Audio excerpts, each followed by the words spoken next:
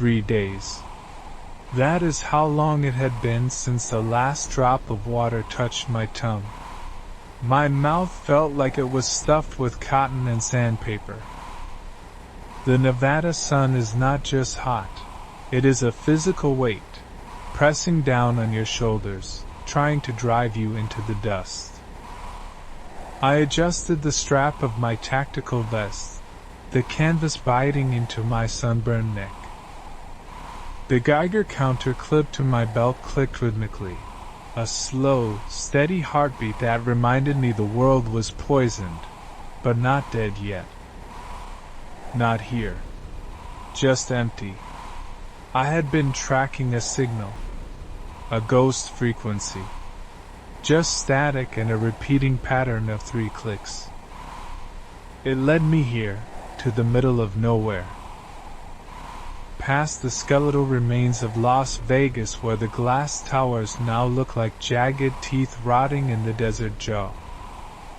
I climbed the ridge, my boots sliding on loose shale. That is when I saw it. It wasn't a natural formation. It was concrete. Weathered, cracked, and half buried by shifting sands, but unmistakably man-made. A heavy blast door set directly into the side of the mesa. I slid down the embankment, the dust cloud choking me. I didn't care. I needed shade. I needed whatever was inside. The heavy steel wheel on the door was rusted shut. It took me 10 minutes of hammering it with the butt of my rifle and every ounce of leverage I had left. With a shriek of tearing metal that echoed across the valley like a scream, the wheel turned. I pulled. The seal broke.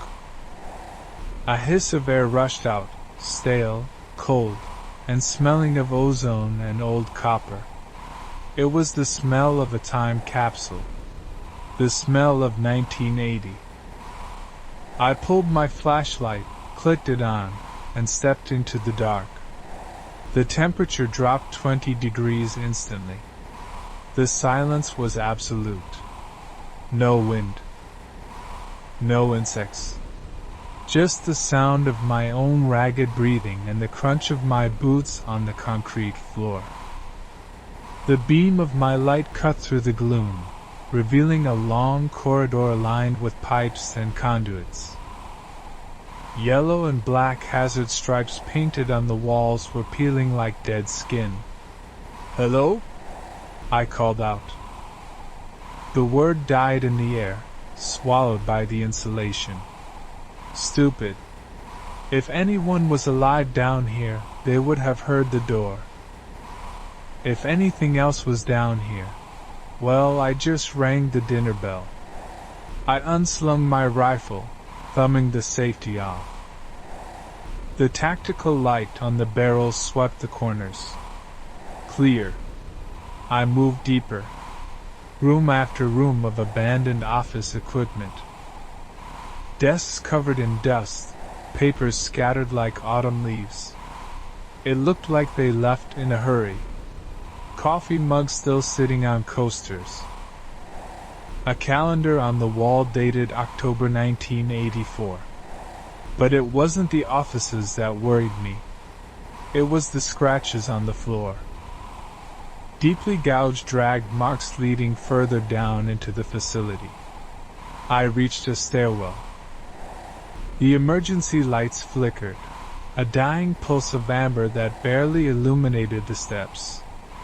I descended. Level 2. The air changed here. The copper smell was gone, replaced by something sweeter. Something rotting. Like wet meat left in the sun. I covered my nose with my shamak, fighting the urge to gag. The layout changed from administrative to industrial. Heavy locking mechanisms. Observation windows made of thick reinforced glass. I approached one, wiping the grime away with my glove. It was a lab. Rows of gurneys. Restraints. and on the far wall, shattered containment tubes. Something shifted in the darkness ahead. A wet, slapping sound, like bare feet on tile. I froze. My heart hammered against my ribs so hard I thought it would give away my position. I killed my flashlight, relying on the flickering emergency amber bulbs. Asterisk slap. Drag. Slap. Drag. Asterisk. It was coming from the intersection ahead. I pressed my back against the cold concrete wall, raising the rifle. The shadow stretched out first, long and distorted. Then the source. It was wearing a lab coat, or what used to be one. Now it was a rag of grime and dried fluids. It was human once, but the skin was gray, pulled tight over the bones. It moved with a twitchy, unnatural gait. It stopped. It tilted its head, sniffing the air. It smelled the fresh air I let in. It smelled me. It turned slowly. Its eyes were gone, replaced by cloudy white cataracts. Its jaw hung loose, unhinged. It let out a sound, a low, clicking rattle from the back of its throat. Then it screamed. A high-pitched, tearing shriek that alerted every other thing in the dark. I didn't hesitate.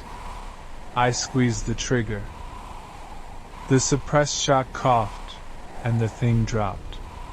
But then I heard it. From the vents. From the rooms behind me. From the stairs I just came down. The sound of 100 shuffling feet. I wasn't alone. I had walked into a tomb, and I just woke up the residents. The wheel of the blast door spun with a resistance that felt like arm wrestling a giant. The rusted gears shrieking in protest against 50 years of dormancy. When the seal finally broke, the sound wasn't a creak, but a pneumatic gasp, the bunker inhaling for the first time since the Cuban Missile Crisis. I slipped inside, heaving the steel slab closed behind me, spinning the locking mechanism until the heavy thud of the deadbolts echoed through the concrete throat of the entrance tunnel. Silence followed. Absolute, crushing silence. The air tasted metallic, stale, like sucking on a handful of pennies, but it was cool. The scorching Nevada sun, which had been boiling my brain and my skull for the last 3 days of trekking, was instantly forgotten. I clicked on my tactical light, the beam cutting through dust motes that had been floating undisturbed for decades. I was standing in a time capsule.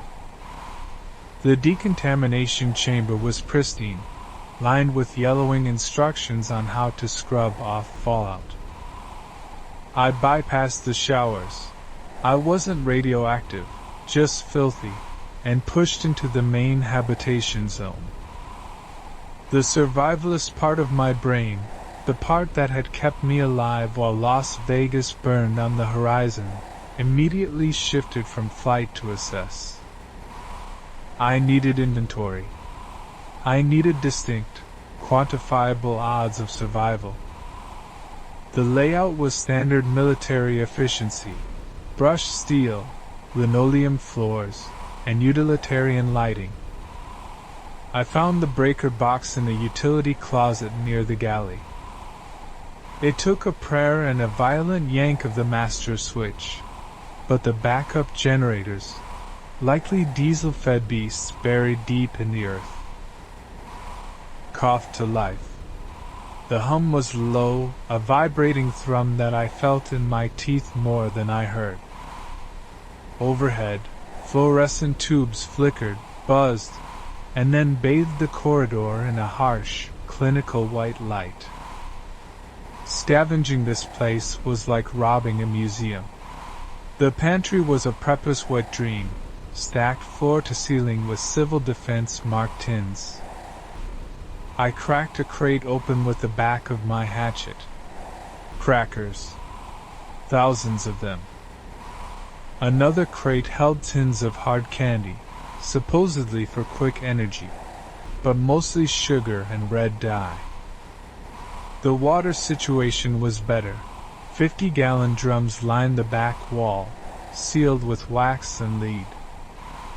I tapped one, the hollow ring suggesting it was full. I drank from a canteen I filled right there, the water tasting flat and tasting of the steel drum, but it was the best thing I had ever consumed. But the real prize wasn't the food. It was the armory. It was a cage at the end of the officers' quarters. The padlock was a joke against bolt cutters I'd looted from a hardware store in Henderson. Inside, the racks were oiled and waiting. No plastic polymer rifles here. This was heavy wood and blued steel. M14s, grease guns. Crates of 45 ACP and 7. 62 NATO packed in spam cans that required a special key to open. I ran my hand over the stock of a rifle, the wood cool and smooth. This changed everything. With this, I wasn't just a rat scurrying in the dark. I was a fortress. But weapons are useless without intel, and that's where the comms room came in. It was a wall of dials and oscilloscopes, a shrine to analog technology. I spent 3 days just figuring out the antenna array. When I finally tuned the shortwave to the emergency frequencies, I wished I hadn't. The world wasn't just dying, it was changing. The infection wasn't static. In the early days, the shamblers were just reanimated corpses, dumb, slow, driven by a singular motor function to bite.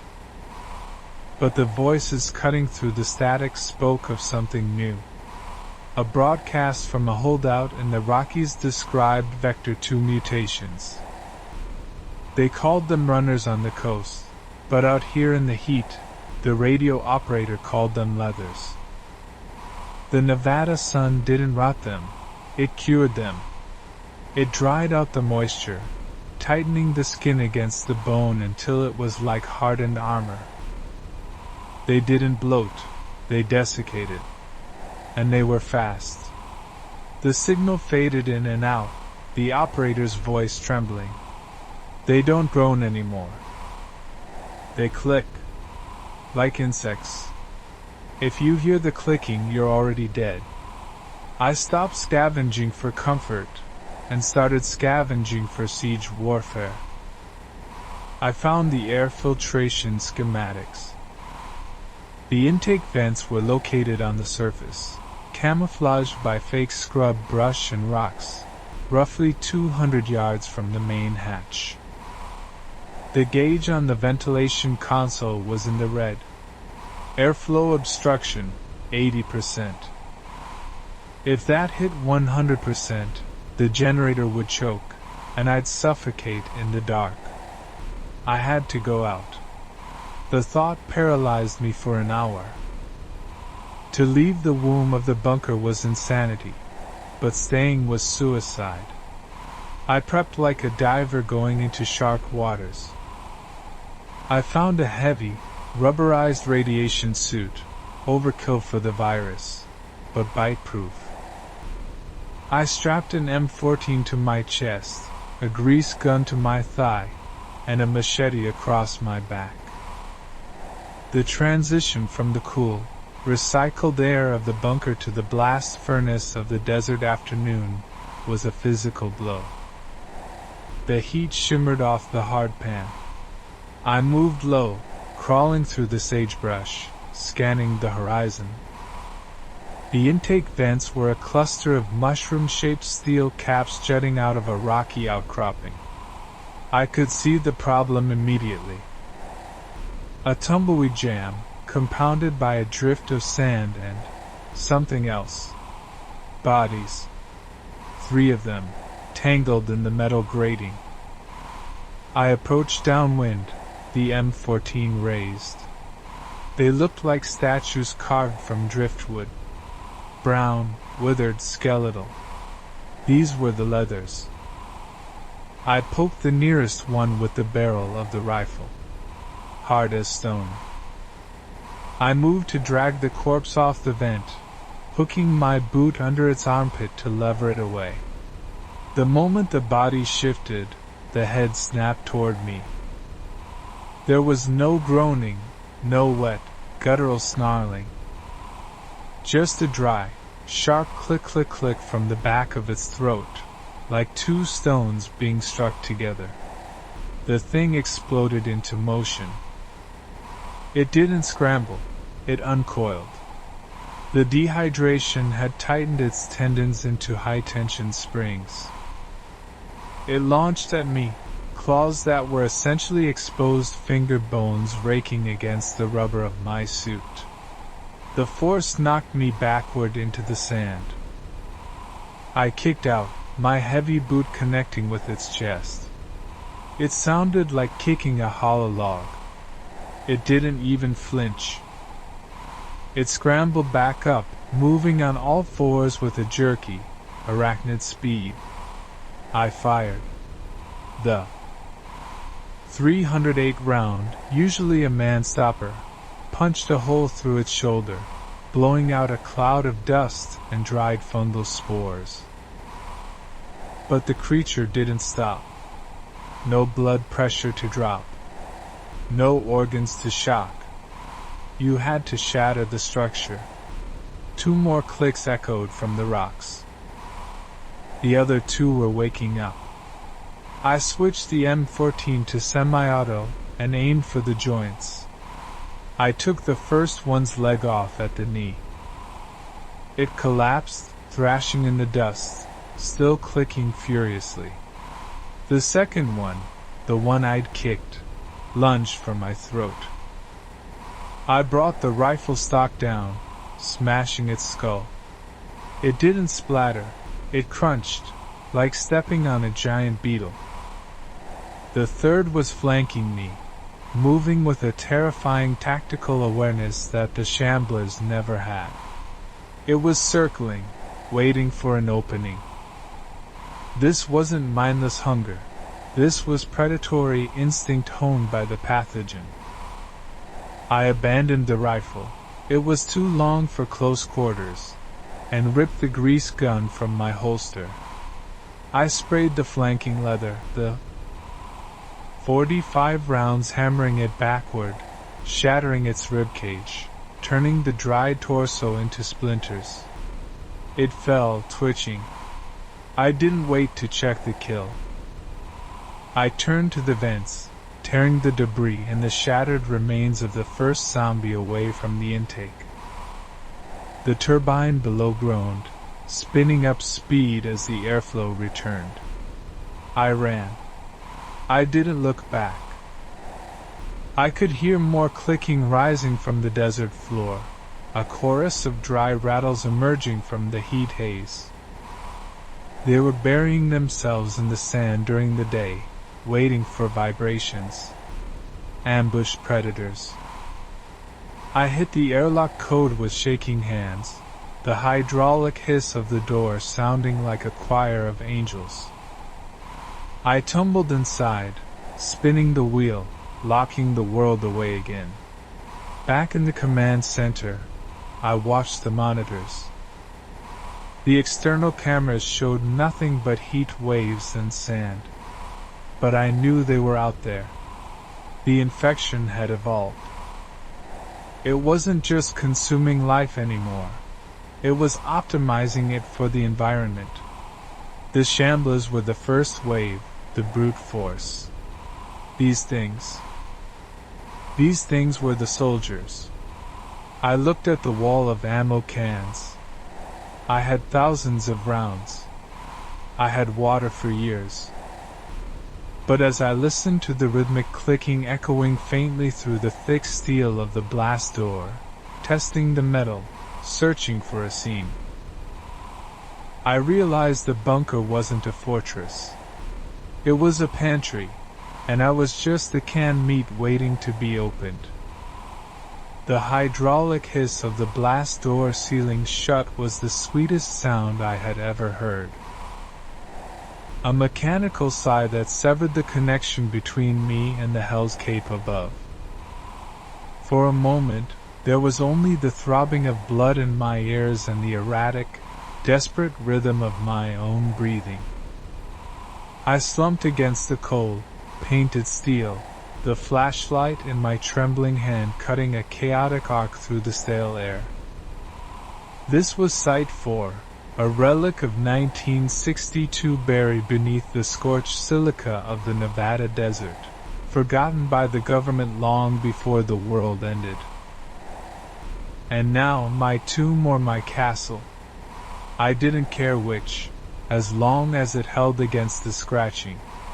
The silence of the bunker was heavy, pressurized. It smelled of ozone, ancient dust, and the lingering, copper scent of dried grease. My Geiger counter, clipped to my tactical vest, clicked lazily. Background radiation only. Safe. Physically, at least. I pushed off the door and swept the beam across the atrium. It was a time capsule of paranoia. Rows of gray metal lockers, civil defense posters peeling from the concrete walls, and a reception desk that looked more like a fortress. I needed to secure the perimeter before I could collapse. Adrenaline was a finite resource, and I was running on fumes. I moved deeper, my boots echoing on the linoleum. The scavenging instinct, honed over 6 months of running, kicked in. My eyes didn't see a room, they saw resources. A janitor's closet yielded a half-full bottle of bleach, gold dust in the new world, and a heavy, rusted pipe wrench. I weighed it in my hand, replacing the notched machete at my hip. The machete was dull from bone, the wrench was blunt force. Simple. Reliable.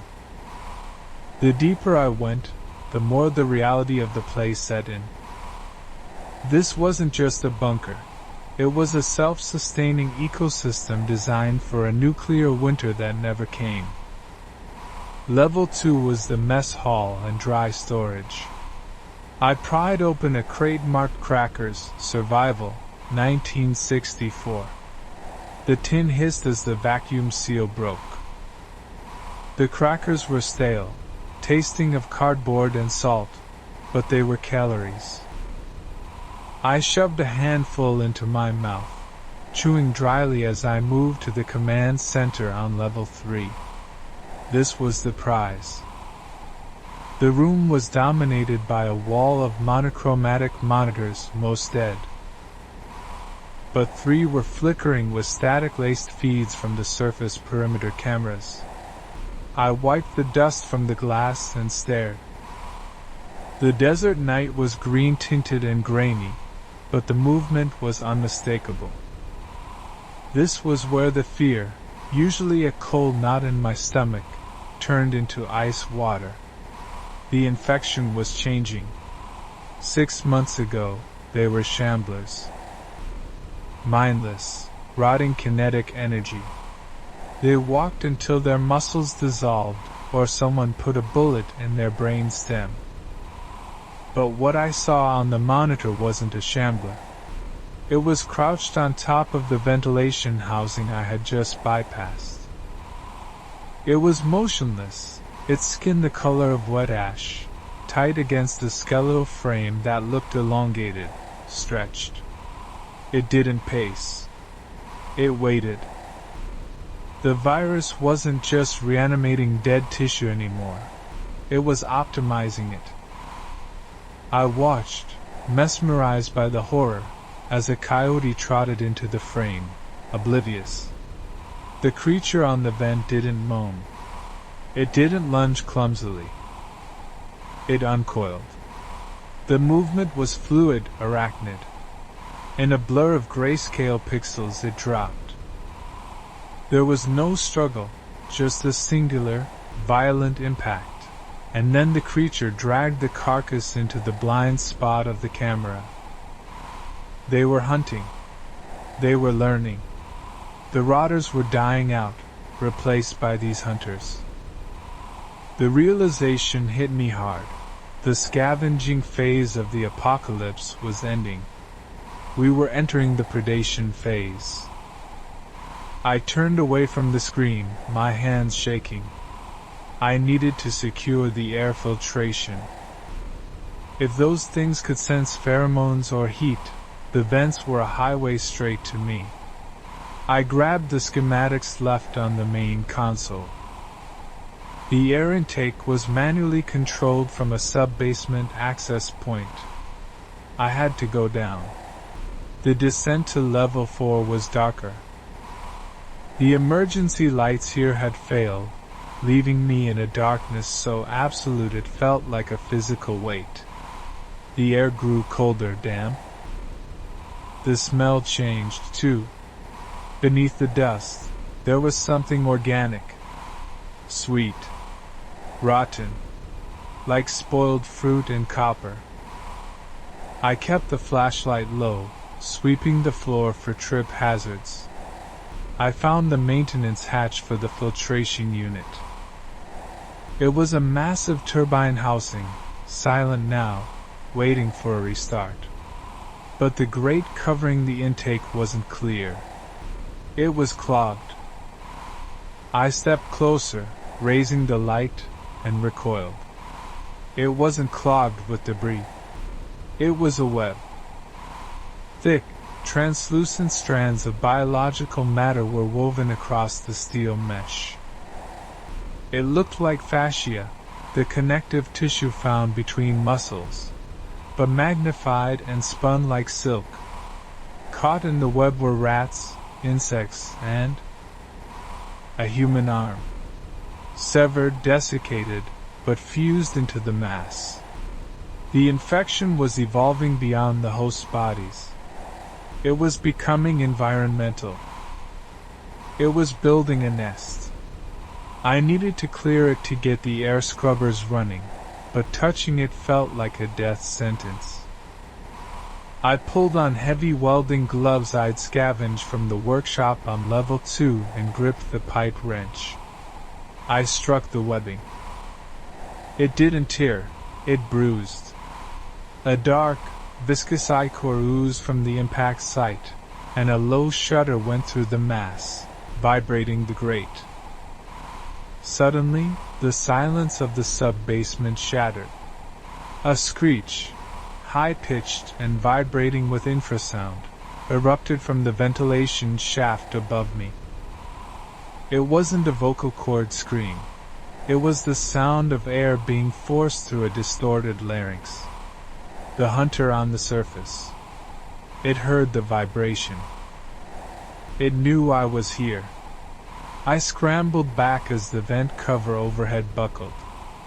Metal sheared with a sound like a gunshot.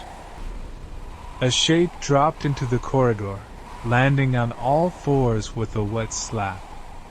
In the beam of my light, it was a nightmare of physiology.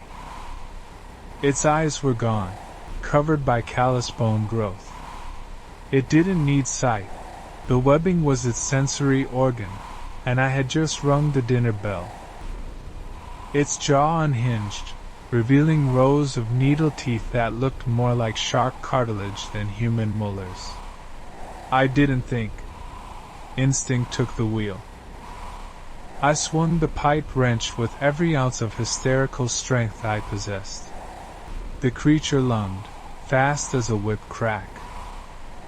The wrench connected with its shoulder, shattering the bone with a wet crunch, but the thing didn't even flinch.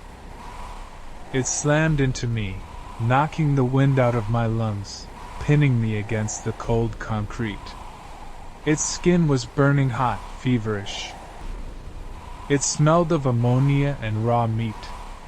I jammed the handle of the wrench into its throat, holding the snapping jaws inches from my face. Saliva, thick and black, dripped onto my visor. It wasn't just trying to bite me. It was trying to vomit into me. A transmission vector. I kicked upward, my boot connecting with its midsection. It was like kicking a bag of wet cement, but it gave me an inch. I rolled, scrambling for the heavy blast door of the maintenance bay. The creature shrieked again, a sound that made my vision blur, and scrabbled against the floor, its claws sparking on the concrete. I threw myself through the doorway and slammed the wheel lock, spinning it just as the body slammed against the other side. The steel groaned. I backed away, chest heaving, listening to the rhythmic, heavy thuds against the door. It wasn't mindlessly bashing anymore. It was testing the hinges. It was testing the latch. I retreated to the command center, locking every bulkhead behind me. I collapsed into the chair, staring at the monitors. The surface feed showed more of them gathering. They weren't shambling aimlessly.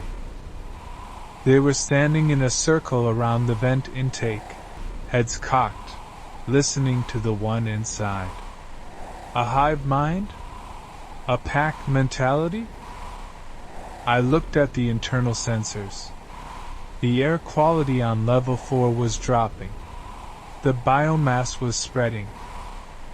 I was safe from the nuclear fallout, safe from the desert sun. But I was trapped in a concrete box with an organism that was rewriting the laws of biology. I grabbed a pen and the logbook.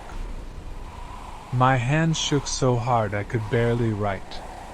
Day 1 in the bunker, I wrote, the ink bleeding into the paper. The scavenging is done. The war has changed. They are communicating. They are building. And I think they are waiting for me to sleep. The hydraulic hiss of the blast door sealing shut was the most beautiful sound I had ever heard. It started as a low groan of rusted metal, turning into a mechanical whine that vibrated through the soles of my boots, finally ending with a dull, thunderous thud that severed the connection between my lungs and the burning Nevada air. Then silence. Absolute, crushing silence.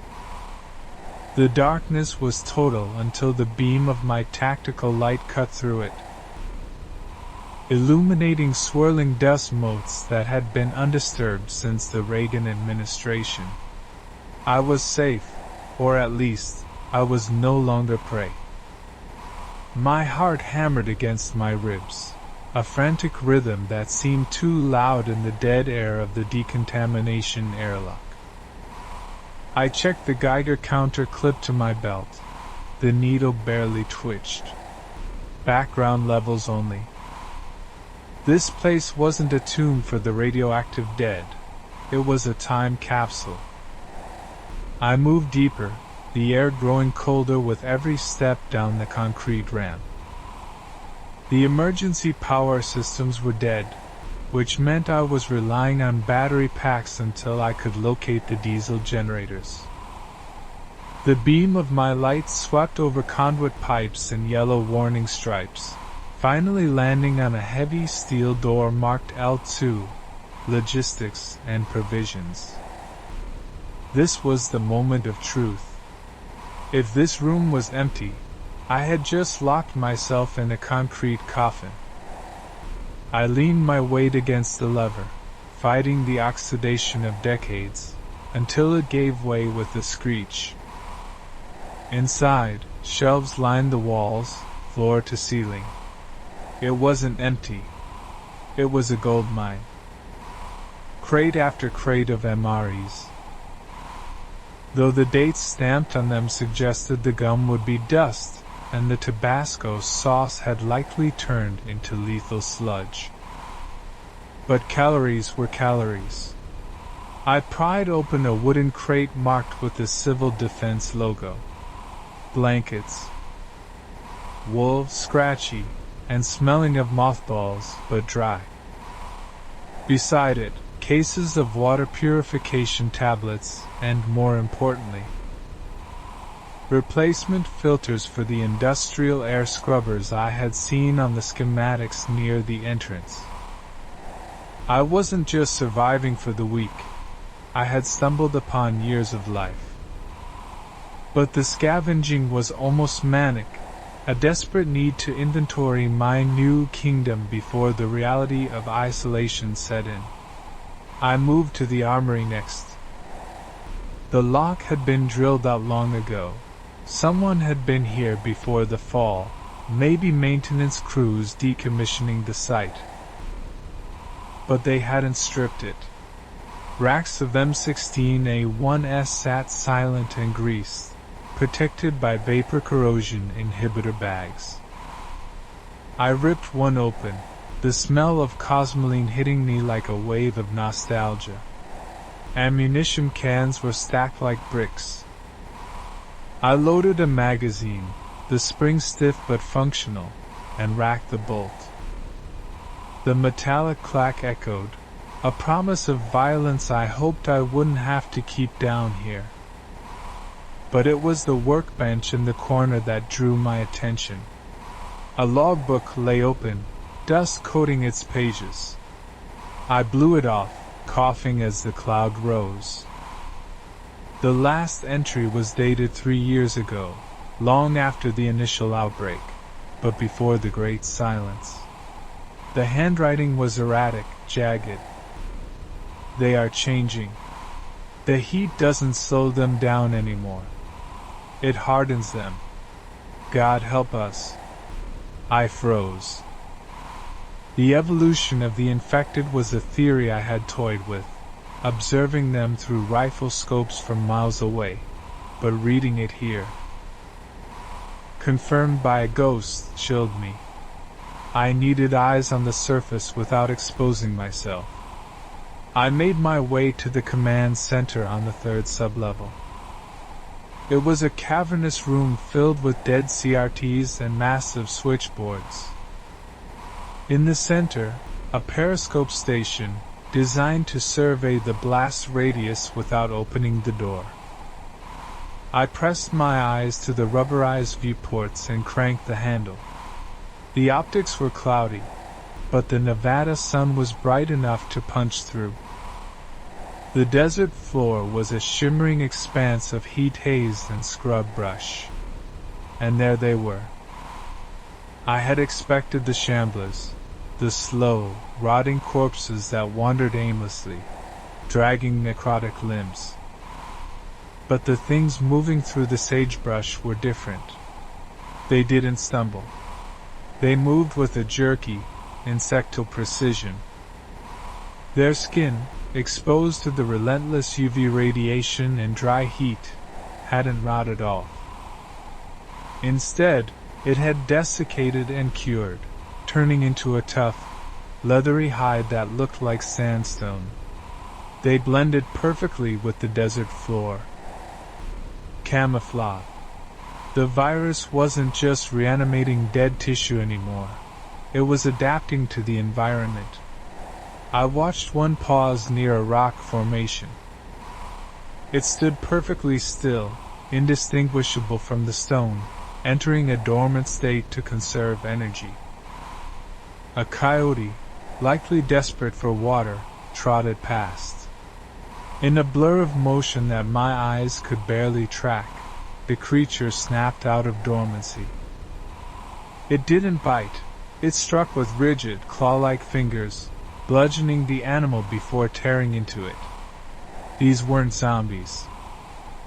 They were dust husks, calcified predators with skin like armor.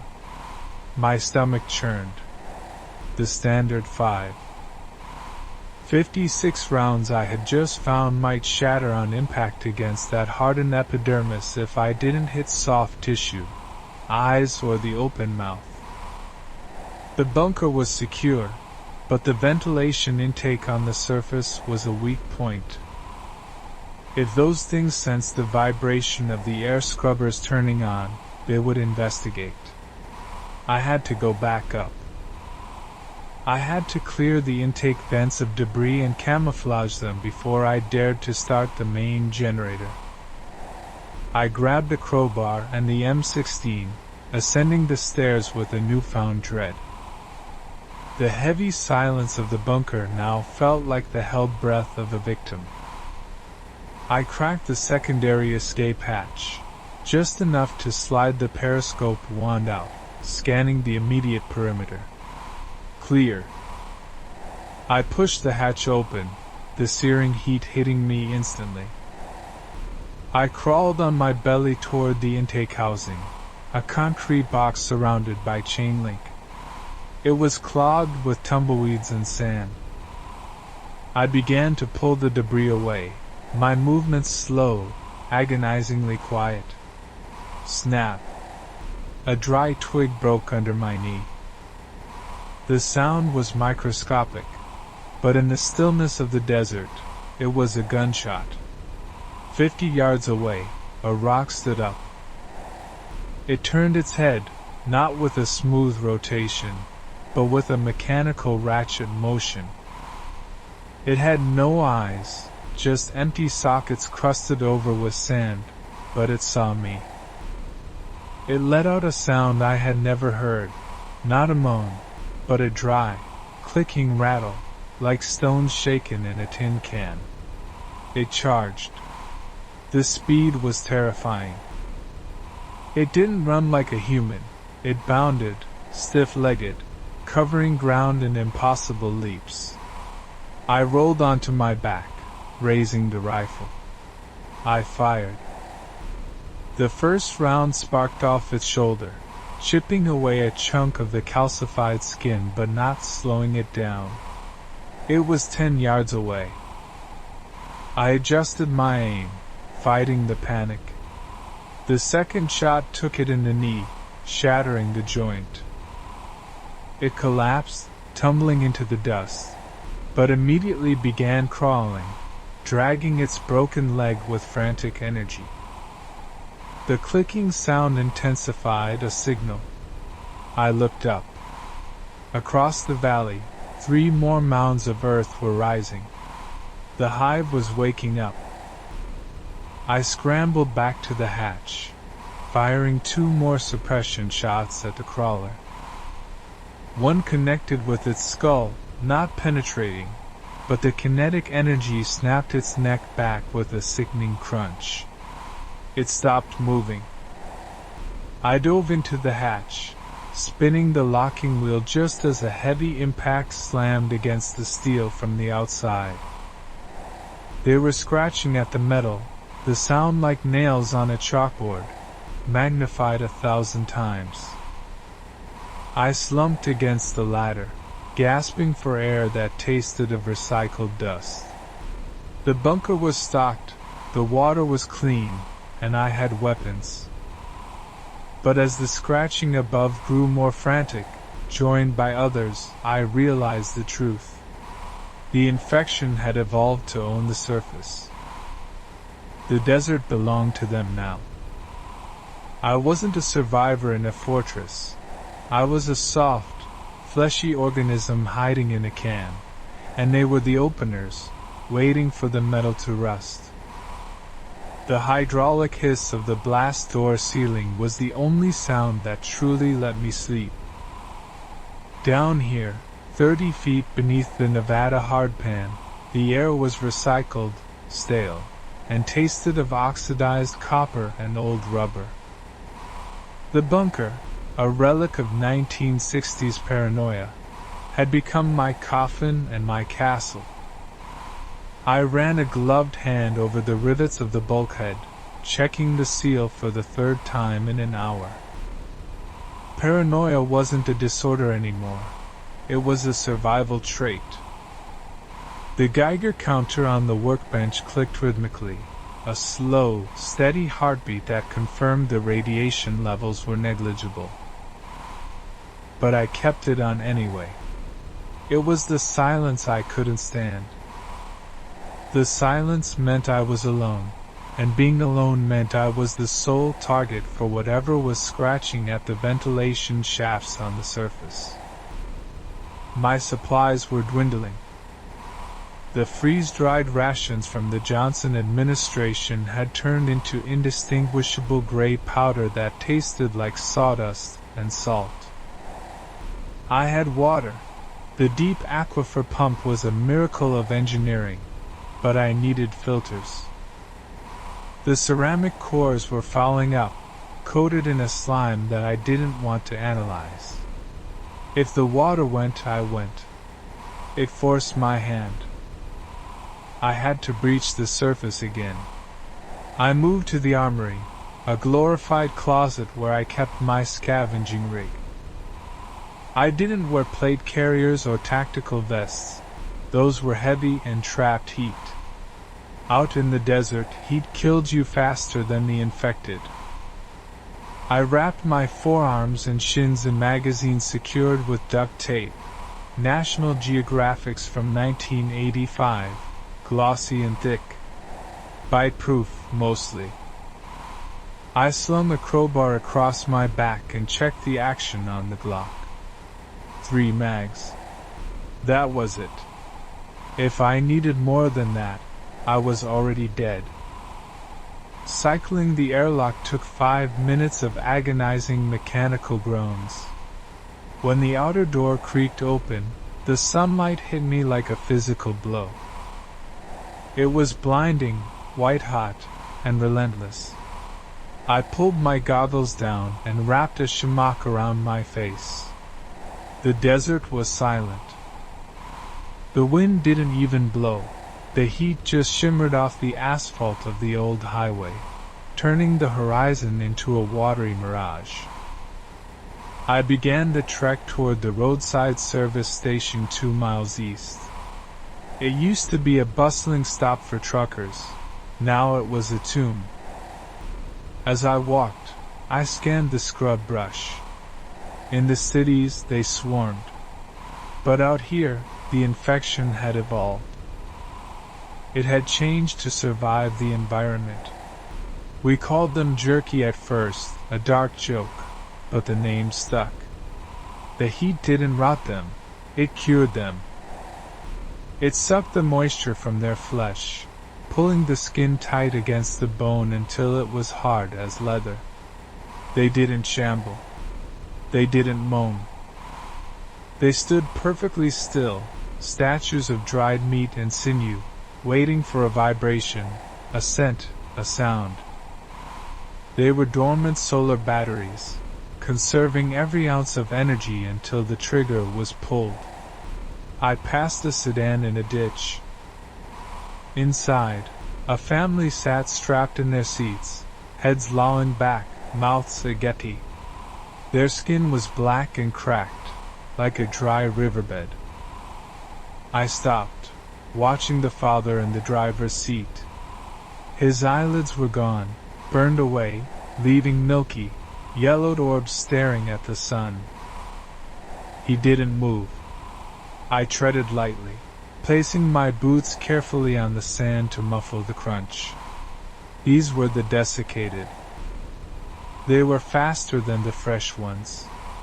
The lack of water weight made them light, skeletal, and terrifyingly agile. I reached the service station.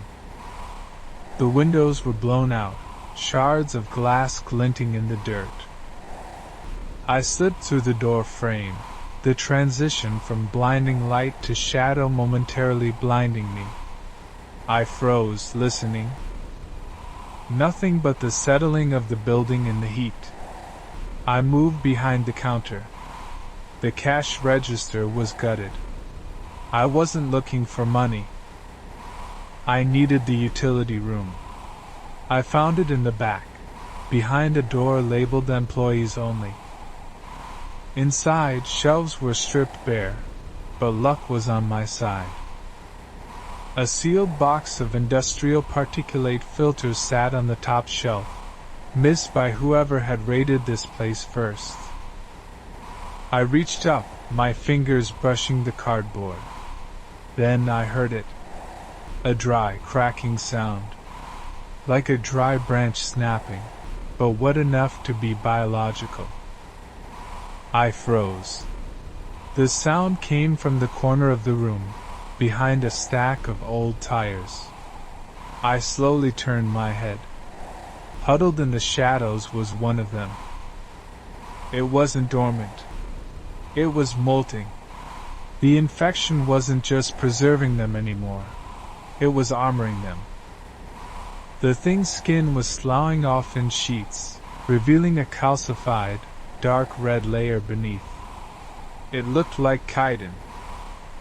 The virus was pulling calcium from the bones to create an exoskeleton. It raised its head. There were no eyes, just dark pits, but the mouth. The mandible had split. It clicked its teeth together, a chattering sound that vibrated in my chest.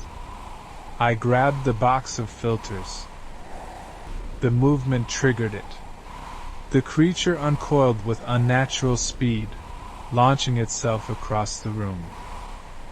I didn't shoot. The noise would draw every statue on the highway. I swung the crowbar.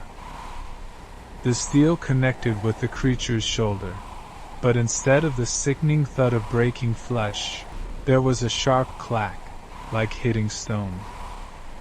The impact jarred my arm to the shoulder. The thing didn't even stumble. It slashed out. Its fingers fused into sharp, bone-like hooks. The claws tore through the National Geographics on my left arm, shredding the glossy paper but stopping at the skin. I kicked it back, the sole of my boot connecting with its chest, feeling the hardness of its new carapace. It hissed, a sound like steam escaping a valve, and lunged again. I sidestepped, swinging the crowbar down onto its skull. This time, the force cracked the calcified layer. Black, tar-like viscous fluid oozed out instead of blood. It shrieked, a high-pitched frequency that made my teeth ache. That was the dinner bell. Outside, the silence of the desert shattered. I heard the scuffing of dry feet on pavement. The statues were waking up.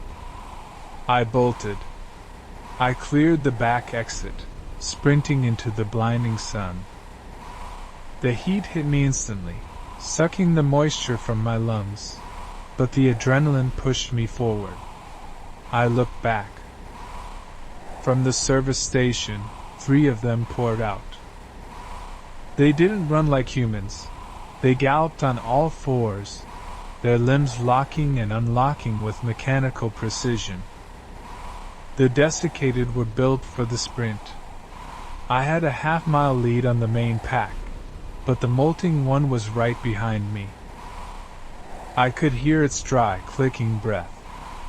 I pulled the Glock. I didn't have a choice. I spun, dropping to one knee in the sand, and fired. The first shot went wide, kicking up dust. The second hit the molter in the chest, sparking off the bone armor. It didn't stop. The third shot I aimed lower. The knee. The bullet shattered the joint. The creature collapsed, tumbling end over end in a cloud of dust and flailing limbs.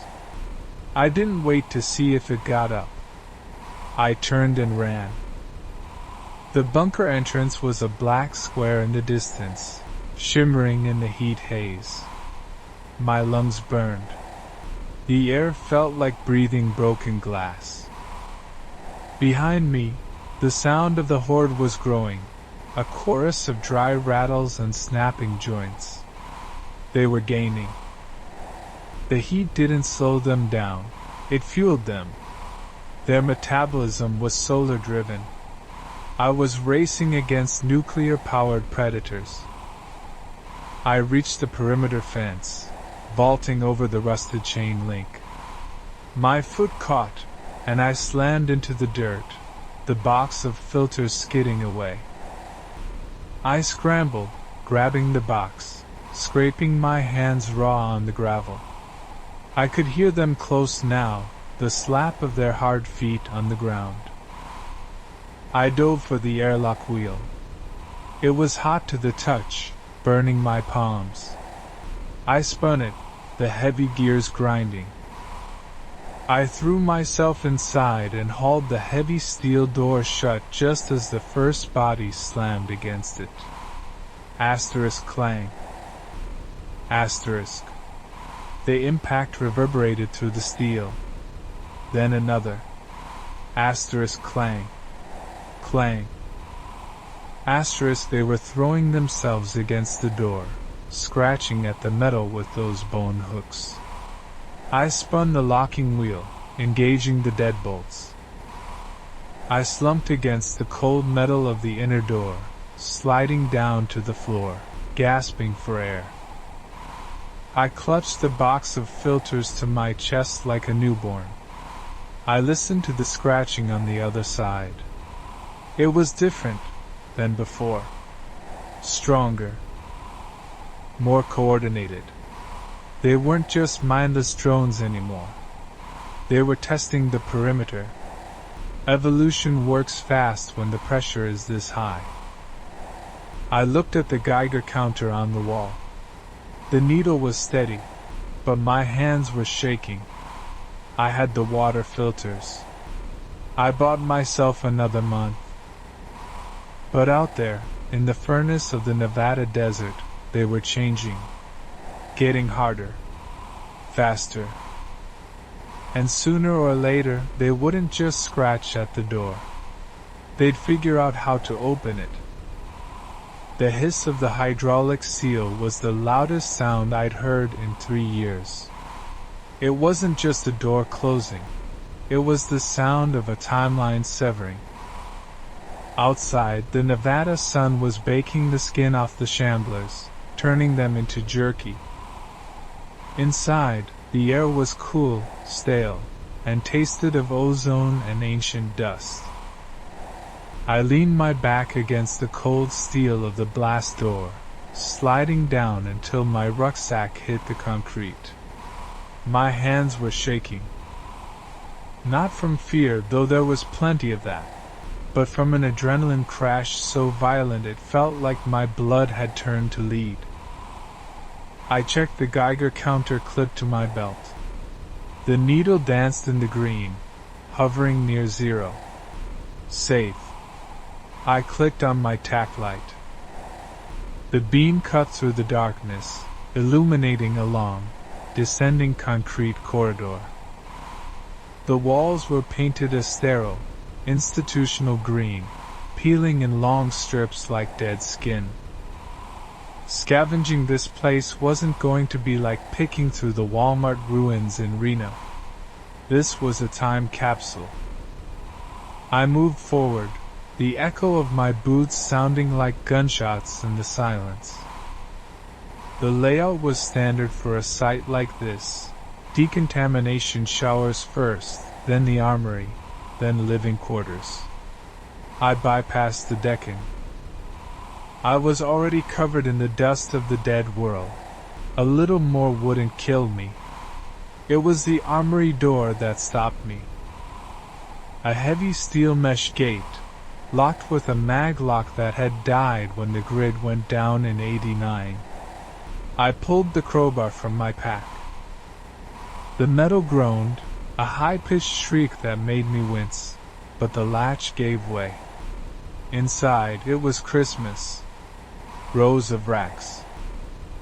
Most were empty, looted by the original garrison before they fled or died, but the back corner. Jesus. Crates of 5. 56 millimeters, green sealed tins of 7. 62, and a shelf of M50 gas masks. I grabbed a mask, checking the rubber.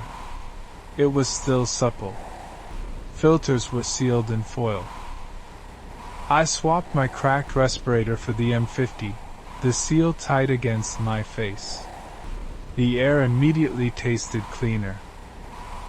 I loaded my pack with ammo, the weight comforting, but my stomach growled, a painful reminder that bullets don't stop hunger. I needed the galley. Level 2 was the living quarters and mess hall. The flashlight swept over overturned tables and scattered trays. There were bodies here. Not infected skeletons. Uniforms rotting off bleached bone. They had died where they sat. A pistol on the floor near a commander's chair told the story. Suicide pact? Or maybe they just ran out of hope before they ran out of food. I stepped over a ribcage to get to the pantry. The door was ajar. Inside, shelves floor to ceiling. Number 10 cans of peaches, freeze-dried beef stroganoff, gallons of distilled water in plastic jugs that had grown brittle with time. I cracked a can of peaches with my knife, shoveling the syrup and fruit into my mouth with my fingers. It was the sweetest thing I had ever tasted. I ate until I felt sick, then drank a liter of water. That's when I saw the logbook on the quartermaster's desk. It wasn't just inventory. The last few pages were handwritten scrawls, frantic and jagged. October 14th. The heat is changing them. Specimen 4 didn't decompose. It hardened. The skin is calcifying. Small arms fire is ineffective against the torso. Aim for the joints. October 22nd. They aren't mindless anymore. They stopped groaning. They hunt in silence now. Specimen 4 signaled the others. Pheromones? Ultrasound? We can't go out. The desert belongs to them. I froze. The shamblers I dealt with outside were slow, stumbling things. Rotting meat sacks. But I had noticed something different lately. The ones near the bunker entrance hadn't moaned. They had stood still, like statues, tracking me with, "What?" Their eyes were gone, boiled away by the sun. I felt a chill that had nothing to do with the bunker's air conditioning. Evolution. The virus wasn't static. It was adapting to the environment. The desert heat wasn't destroying the host. It was tempering it like steel. I needed to see. I packed the logbook and headed for the command center on level 3. The power was out, but these places always had backups. I found the diesel generator room, the smell of ancient fuel thick and heavy. I primed the pump, praying the fuel hadn't turned to varnish. I cranked the starter. The engine coughed, sputtered, and then roared to life, spewing black smoke into the ventilation shafts. Lights flickered on, buzzing with the sound of angry hornets. I ran to the command center. Banks of monitors hummed to life. Most showed static, cameras long since destroyed by sandstorms or the infected. But 2 were working. One showed the main blast door I had just sealed. The monitor was grainy, black and white. At first, the screen looked empty. Just the desert floor and the heat shimmer. Then, the ground moved. They were there. Dozens of them. They weren't shambling. They were crouched low, pressing their bodies against the sand to blend in. Their skin looked like cracked leather, dark and rigid. They were motionless, waiting. They knew I was inside. They weren't banging on the door. They were setting a siege. The second monitor showed the lower maintenance tunnels, level 4. The camera was angled down a long corridor filled with pipes. Something was moving there. Something big. It wasn't human-sized. It was a mass of fused flesh, a grotesque conglomeration of multiple bodies melted together by the virus, moving with a fluid, centipede-like grace along the ceiling pipes. The king rat theory. The virus was creating a hive organism. My breath hitched in the mask. I watched as the thing on the screen paused. It turned its head, no, its cluster of heads, directly toward the camera. It didn't have eyes, just sensory pits where the nasal cavities used to be. It opened a jaw that unhinged like a snake, revealing rows of translucent, needle-like teeth. It shrieked. I couldn't hear it through the monitor, but the camera shook from the vibration. I wasn't safe. The blast door could hold back the army outside, but the thing on level 4 was already inside. The ventilation grate above me rattled. A fine dust drifted down onto the console. I looked up. The darkness of the shaft seemed deeper than before. I heard a sound, not a groan, not a scream, but a clicking, like dry bones striking together. Rapid. Echolocation. I killed the lights. The bunker plunged back into darkness, save for the green glow of the radar screens. I grabbed my shotgun, racking a slug into the chamber. The scavenging run was over. The survival test had just begun. The infection hadn't just destroyed the world. It was building a new one, and I was the invasive species. The clicking in the vents got louder, moving fast, scurrying directly above my head. I backed into the corner, aiming the flashlight beam at the vent cover. The screws began to turn. The wheel of the blast door was cold enough to burn my palms, a biting chill that penetrated through the leather of my gloves. It took every ounce of leverage I had, bracing my boot against the reinforced concrete frame, to force the mechanism to turn. With a screech of protesting metal that sounded like a dying animal echoing through the valley, the hydraulics hissed, and the 3-foot-thick steel plug swung inward. The air that rushed out to meet me wasn't rotten, like the stench of the dead world above. It was stale, chemical, and incredibly dry. It smelled of ozone, old rubber, and the terrified sweat of ghosts from the 1980s. I stepped into the airlock, the beam of my tactical light cutting through the swirling dust motes that had been undisturbed for 40 years. I wasn't just entering a shelter. I was stepping into a time capsule. I sealed the door behind me, spinning the wheel until the locking pins thudded into place, sealing out the blinding Nevada sun and the things that hunted beneath it. The silence was absolute. My breathing sounded like a bellows in the confined space of the decontamination chamber. I checked my Geiger counter. The needle barely twitched. Background radiation was lower here than on the surface. I bypassed the shower protocols, knowing the water tanks would likely be stagnant sludge by now, and pushed through the secondary door into the command level. The bunker was a labyrinth of beige consoles and monochromatic CRT monitors, dark and lifeless. My priority was power, then inventory. I needed to know if this tomb could sustain life, or if I had just locked myself in a concrete coffin. I found the breaker panel near the rear of the operations room, labeled with fading dynamo tape.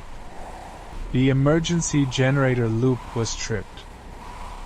With a prayer to whatever gods were left, I primed the fuel pump, manual override, and cranked the starter.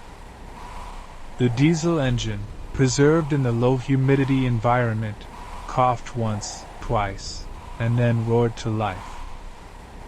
The overhead fluorescents flickered, buzzed aggressively, and bathed the room in a sickly, clinical hum. Scavenging this place was different from looting the suburbs. In the suburbs, you fought for scraps, a half-empty water bottle, a rusty knife, a single can of dog food. Here, the bounty was overwhelming, almost obscene. I moved to the storage wing, my boots squeaking on the linoleum. The shelves were stocked with civil defense-marked supplies. No plastic pouches or modern MREs here. These were number 10 cans of freeze-dried beef, powdered milk, and crackers that could double as masonry bricks. I cracked a tin of peaches with my knife. The syrup was thick, almost crystallized, but the fruit was intact. I ate it with my fingers, the sugar rush making my head spin. But the real treasure wasn't the food, it was the hardware. In the armory, behind a caged gate I had to cut through with bolt cutters, I found the Cold War's teeth. M16A1 rifles, still coated in cosmoline grease, racks of them. Crates of 56mm ammunition, hermetically sealed. Gas masks that hadn't degraded. I spent hours stripping a rifle, wiping away the grease, marveling at the pristine condition of the bolt carrier group. I was armed, fed, and buried under a mountain of rock. I should have felt safe. But curiosity is a survival instinct, and I needed to see outside. I returned to the command level and powered up the external surveillance suite. Half the cameras were dead, fried by the elements or time, but 3 monitors washed into static-filled life. One showed the heavy blast door I had entered through. Another showed the ventilation stacks on the ridge. The third swept the valley floor. That's when I saw the change. The infection wasn't static. I had suspected it for weeks as I crossed the desert. But the high-resolution optics of the bunker confirmed the nightmare. The things wandering the Nevada wastes were no longer the shambling, rotting corpses of the early outbreak. The heat had tempered them.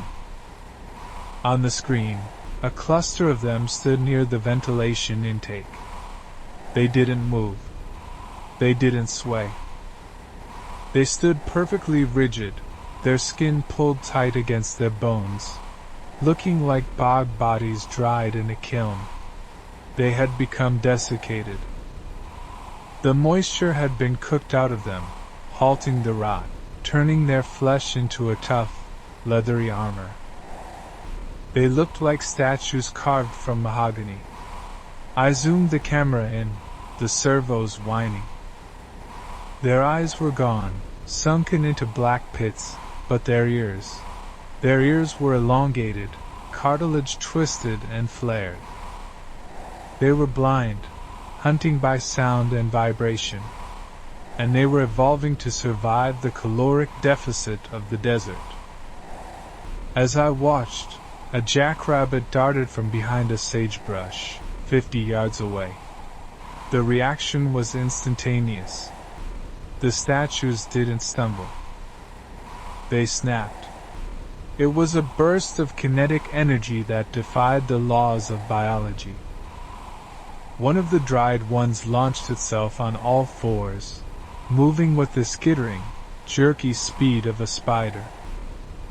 It covered the distance in seconds, a blur of motion that the old camera struggled to track. It intercepted the rabbit with a violence that made me flinch away from the screen. There was no feeding frenzy, no tearing. It simply crushed the animal and stood back up, motionless again, conserving energy. They were solar-powered traps.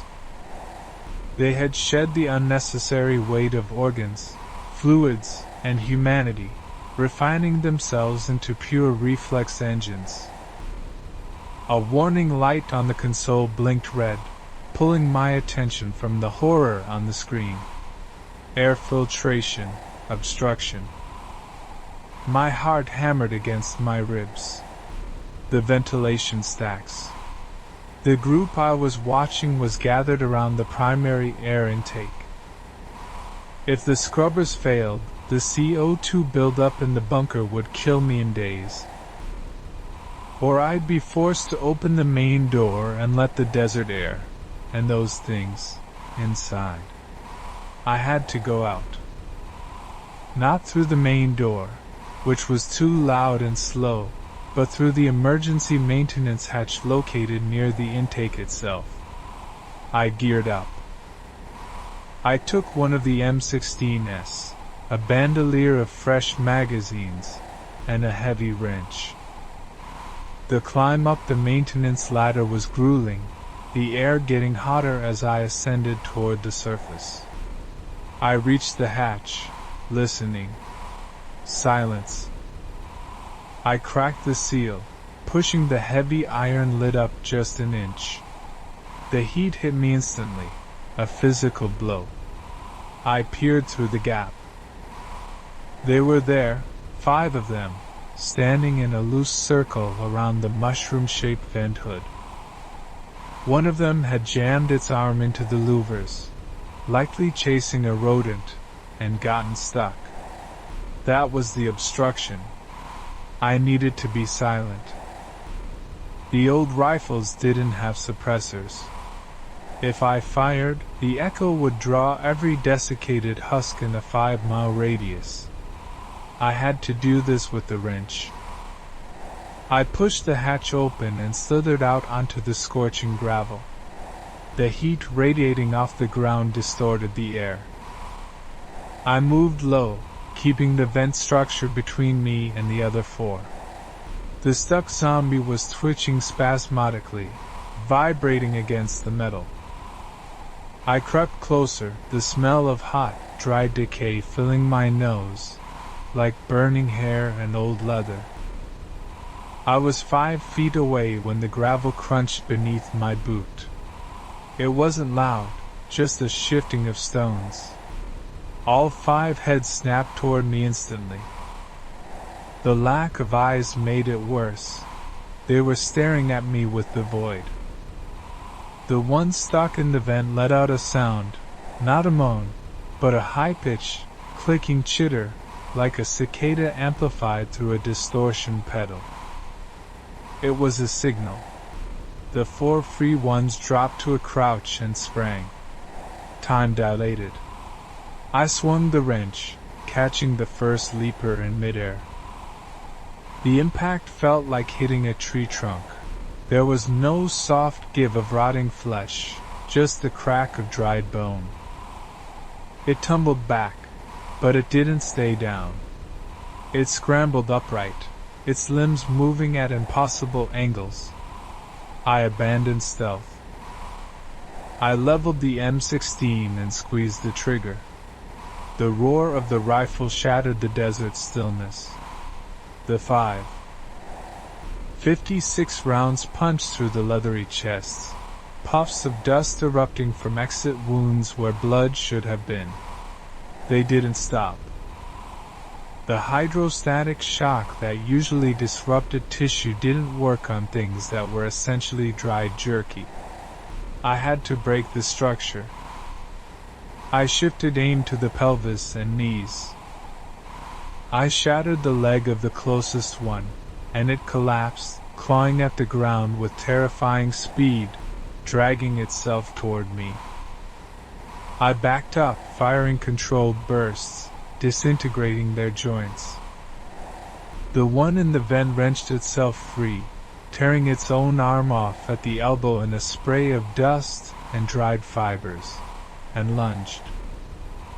I put 2 rounds through its skull. It dropped, twitching. I spun around to the intake, kicking the severed arm out of the louvers and slamming the grate back into place.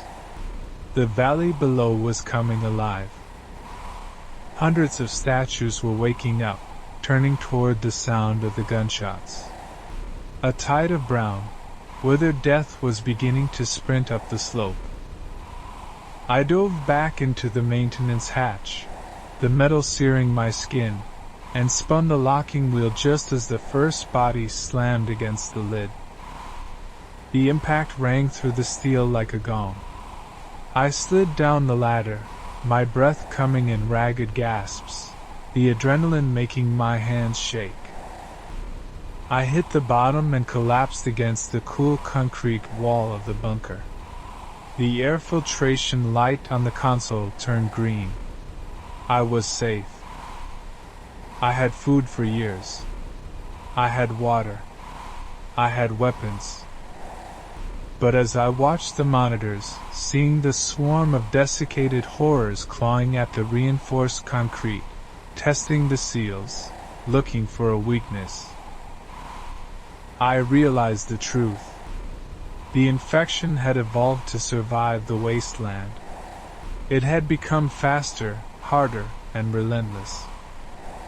I wasn't the master of this bunker. I was just the meat in the tin, waiting for the opener. The hermetic seal hissed, a sound like a dying lung exhaling the last breath of the 20th century. As the massive circular door ground shut behind me, the wheel spun until it locked, severing the connection to the scorching Nevada sun and the horrors stumbling through the sagebrush. Silence didn't just fall, it crushed. The air inside was stale, tasting of recycled oxygen and ozone, a vintage atmosphere preserved since the Reagan administration. I clicked on my tactical light, the beam cutting through dancing motes of dust that had been undisturbed for 40 years. This wasn't just a hole in the ground. It was a time capsule of paranoia. My boots echoed on the steel grating as I moved past the decontamination shower. The nozzles hung like skeletal fingers, dry and rusted. I checked the Geiger counter on my belt. The needle barely twitched. Background radiation was normal, which was the first anomaly.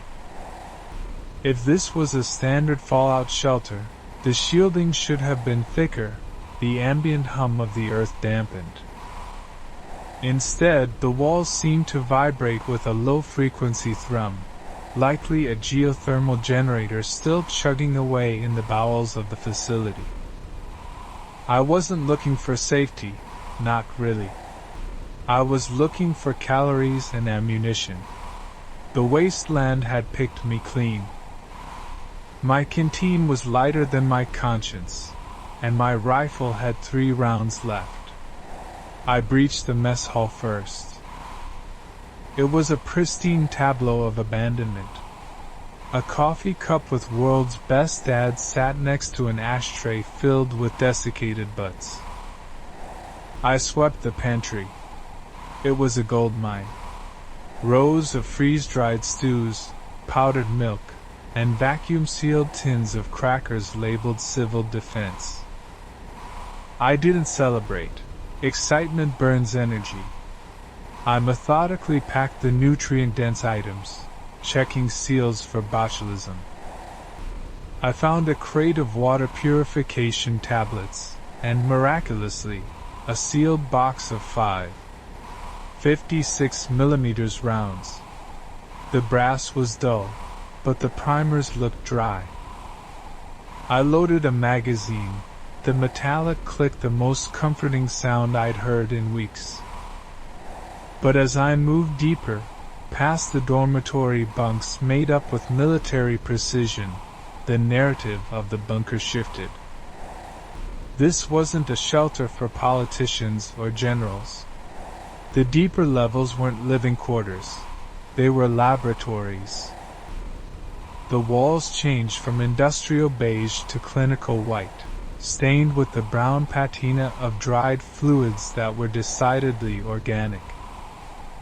I found a secure terminal in what looked like a heavy containment wing. The power was out, but a backup generator fueled the emergency lighting, bathing the hallway in a strobing red pulse. On a desk, buried under a layer of grime, I found a clipboard. The header didn't read Department of Defense. It read Biodyne Advanced Virology Project Lazar. The dates were wrong. 1986, 1987.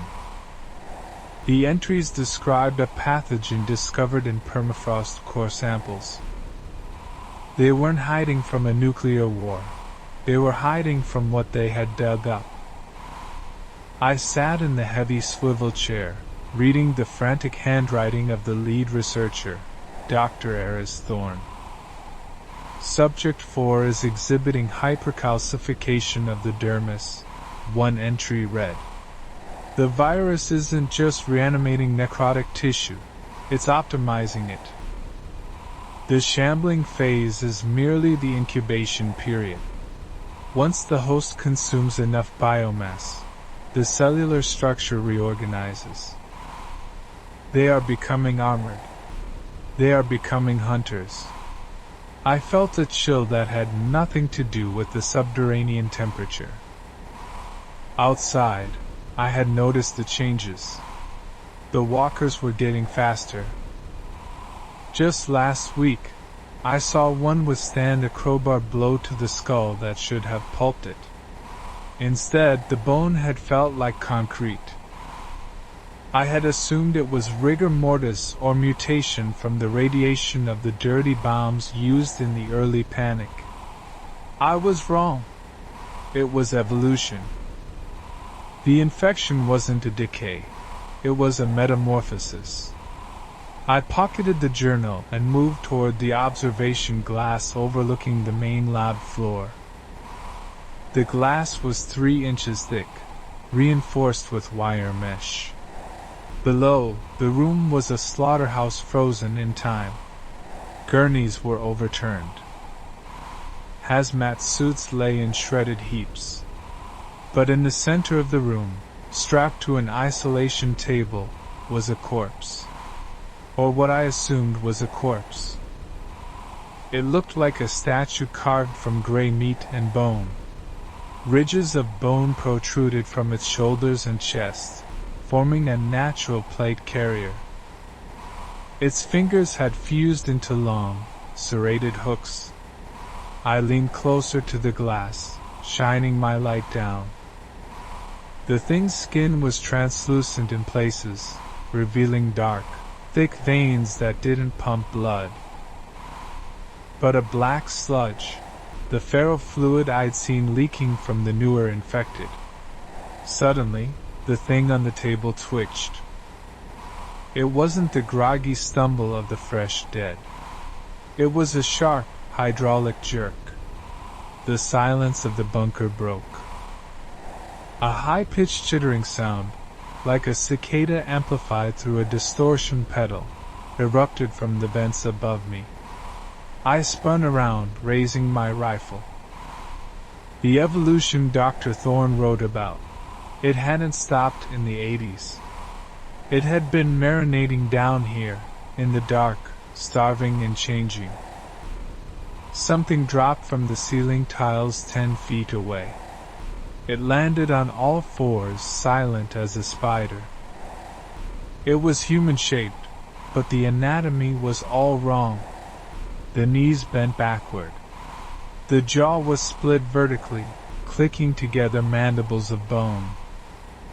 It had no eyes, just patches of sensitive, vibrating flesh where the sockets should be. It smelled of ammonia and wet rot. This was a stalker, a feral evolution designed for dark, enclosed spaces. It shrieked, a sound that vibrated in my teeth, and launched itself at me. I fired. The deafening roar of the rifle in the confined hallway was disorienting. The first round sparked off its shoulder, bone armor. The second caught it in the throat, spraying black ichor. It didn't fall. It scrambled onto the wall, defying gravity with hooked claws, and scuttled toward me across the ceiling. I dropped to my knees, sliding across the slick floor, and fired upward into its soft underbelly. It convulsed, dropping onto the desk I had just vacated, smashing the terminal. I didn't wait to check the kill.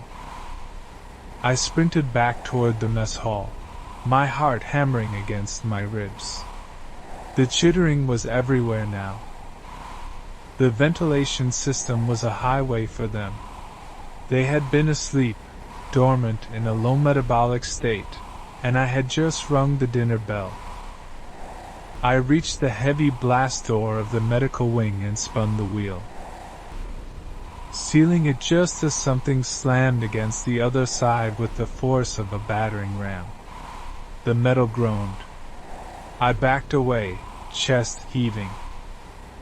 I was safe for the moment, trapped between the surface hell and the subterranean nightmare.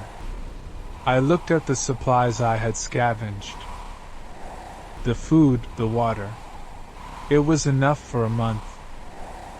But as I listened to the scratching on the other side of the door, and the distant, rhythmic thumping coming from the lower levels, I realized the truth. The infection outside, the millions of shambling dead, they were just the caterpillar. The thing I had just fought, the thing hunting in the dark, that was the butterfly. And the world above wasn't ready for what was about to hatch. The hydraulic hiss of the blast door ceiling was the sweetest sound I had heard in 6 months.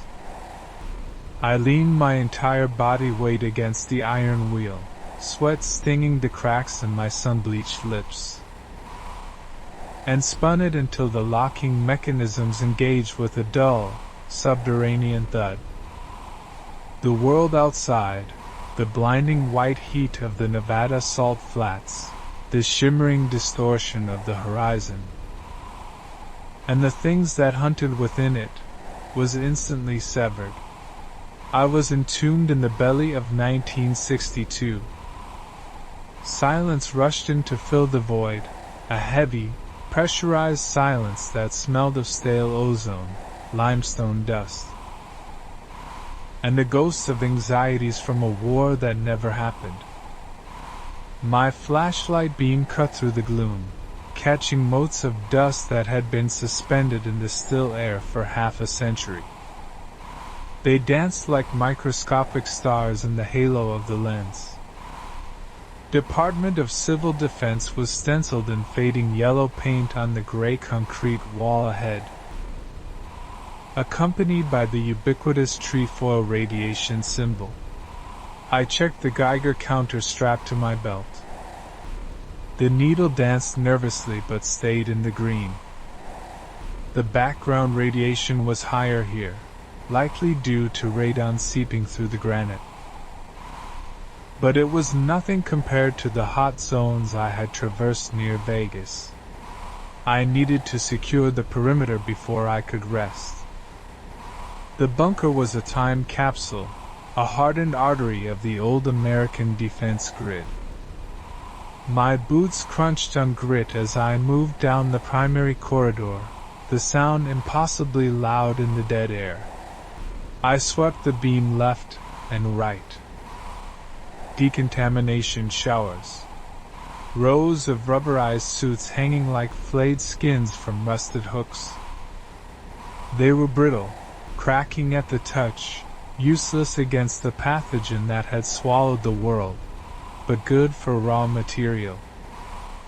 I moved deeper, past the air filtration banks.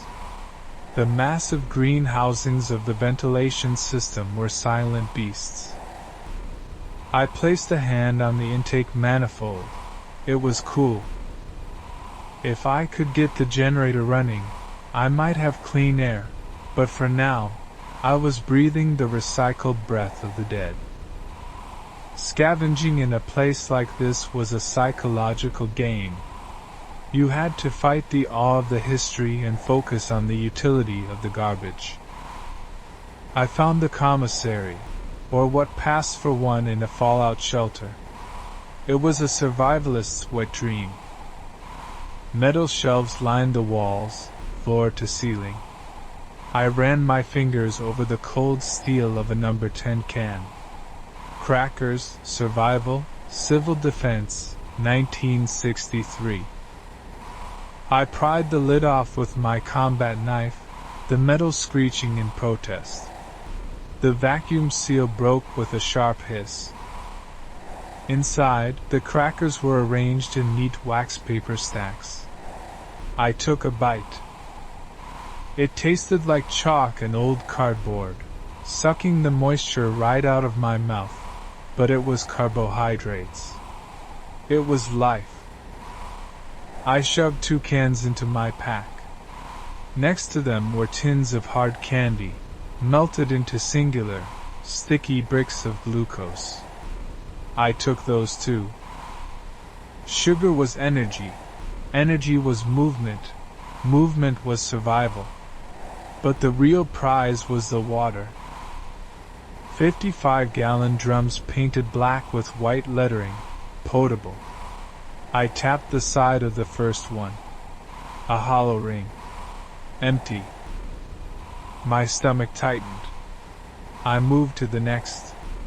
Hollow. Panic began to rise, a cold tide in my chest. I moved down the line, tapping frantically. The 4th drum returned a dull, heavy thud. Liquid. I unscrewed the bung, the smell of stagnation hitting me instantly. But beneath the funk of time was the chemical bite of chlorine. It would need boiling and filtration, but it was water. Hundreds of gallons of it. I slumped against the drum, the adrenaline crashing out of my system, leaving me shaking. I was safe. For now. I made my way to the command center, a room dominated by dead monitors and maps of the Soviet Union. In the center was a periscope, an optical link to the surface. I pressed my face to the rubber eyepiece, smelling the cracked latex. I adjusted the focus, the lenses grinding against sand. The view snapped into clarity. The desert floor was a blinding expanse of white. And there they were. The evolution of the plague. We called them leatherskins or sunbakers. When the infection first hit the cities, the zombies were wet, shambling sacks of fluid and rot. They were slow, governed by the decay of their own biology. But out here, in the kiln of the Mojave, the virus had adapted. It halted the necrosis. It utilized the arid environment to mummify the host while it was still mobile. The heat didn't kill them, it cured them. I watched one standing near the bunker's hidden ventilation hood. It was motionless, a statue of dark, jerky-like flesh. The skin had tightened around the skull, pulling the lips back into a permanent, lipless grin of desiccated gums and yellow teeth. The eyes were gone, dried into raisins in the sockets, but they didn't need eyes. The virus had heightened their sensitivity to vibration and thermal gradients. They were solar-powered nightmares. In the high noon sun, their dried muscles tightened like high-tension cables. They didn't shamble, they sprinted. I had seen a pack of them take down a gazelle near the highway. They moved with a twitchy, insectal speed that defied physics. I rotated the periscope. There were 3 of them. They were dormant now, conserving energy, standing perfectly still in the triangulation of the midday sun. They looked like bog bodies dug up from the peat, leathery and brown. If I made a sound, a loud bang, a scream, they would be on the ventilation hood in seconds, tearing at the reinforced grating with fingers that had been worn down to bone hooks. This was the new reality. The infection wasn't just a brute force biological hammer, it was an engineer. It optimized. In the swamps of Florida, the infected were bloated and exploded into clouds of spores. In the north, they froze and thawed. Here, they became leather and wire, enduring the heat that should have sterilized the earth. I pulled away from the viewer. The image of the sunbaker burned into my retina. I needed to arm myself. The bunker's armory was behind a caged door. Bolt cutters from my pack made short work of the padlock. The smell of cosmoline was thick here. Racks of M1 carbines and grease guns.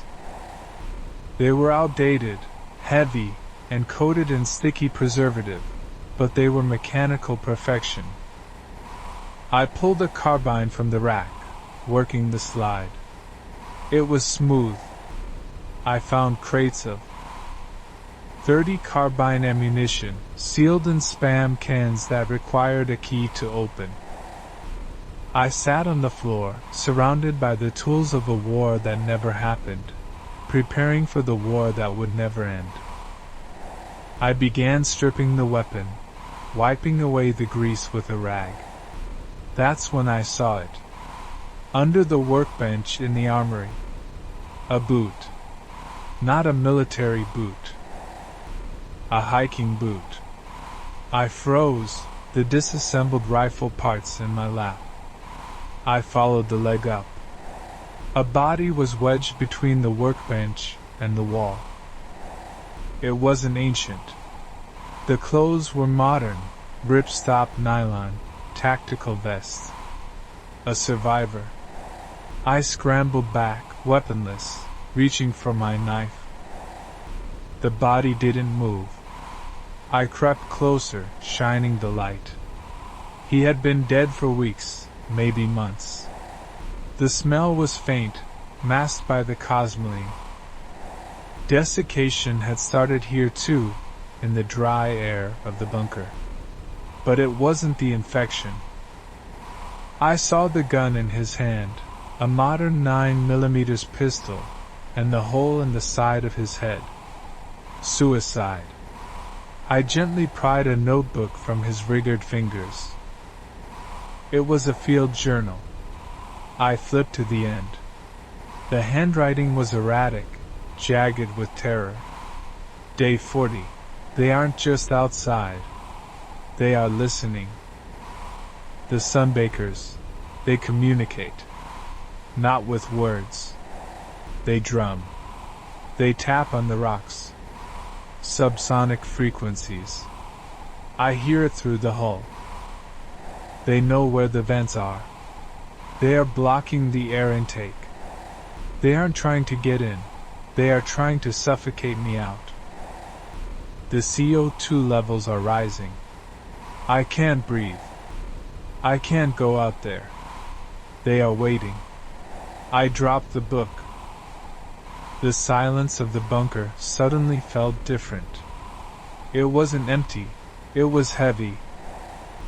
I looked up at the massive ventilation ducts running along the ceiling.